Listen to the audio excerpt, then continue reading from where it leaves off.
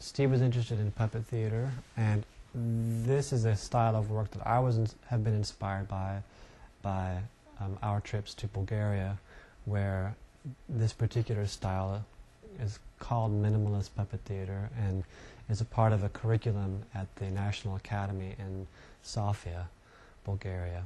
And because we were inspired by it and because it's been such a strong tool for us to investigate our stories, no matter how complex they eventually become, I thought it'd be a perfect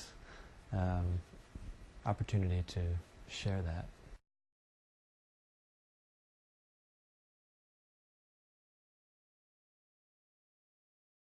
We came down because we wanted to introduce a style of puppet theater that involves using absolutely minimal materials to create maximal effect, sort of relying on the fact that everyone has a history with objects and that objects in and of themselves are kind of inhabited or impregnated with meaning, and all we need to do as performers is to layer them or manipulate them or juxtapose them or speak with them to get a lot of information out of them.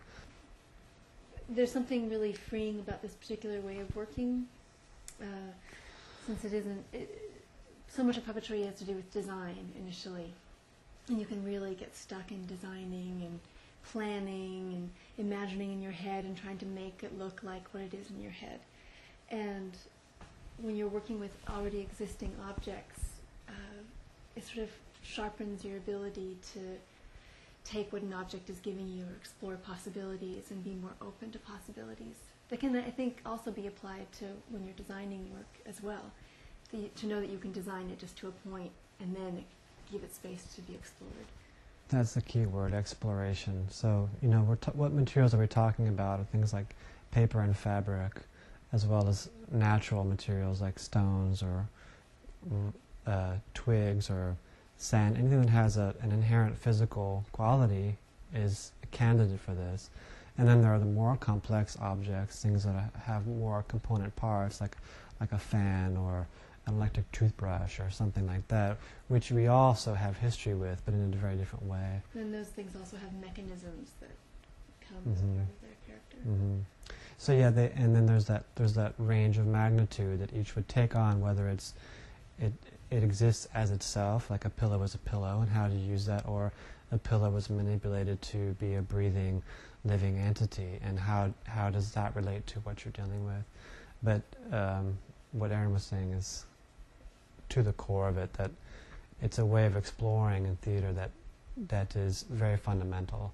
So whether you explore it for that aesthetic or whether you explore it to create your opera, there's still kernels of that discovery that would be really, really valuable to people. It allows you to be quiet.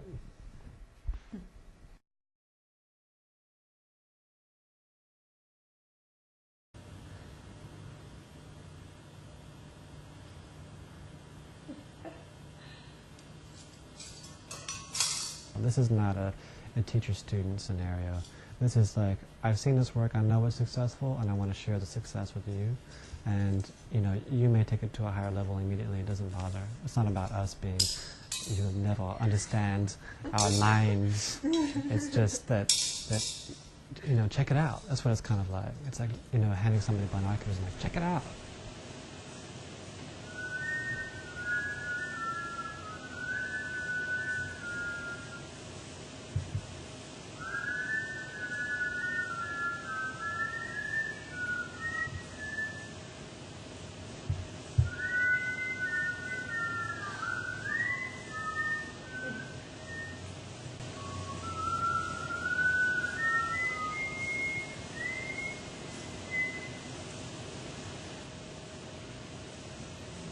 Also, you know, you don't know how people are going to work together. So in this case, we had groups paired and brought together that some knew each other, but some didn't. And so, and their histories and their philosophies of theater and everything, we don't know what they are. So when you start to see those chemistries shape and form around the materials, it's just immediately we don't know where we're going, and there's always new discoveries, you know.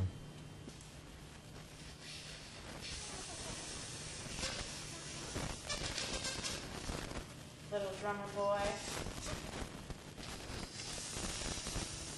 Reading headlines.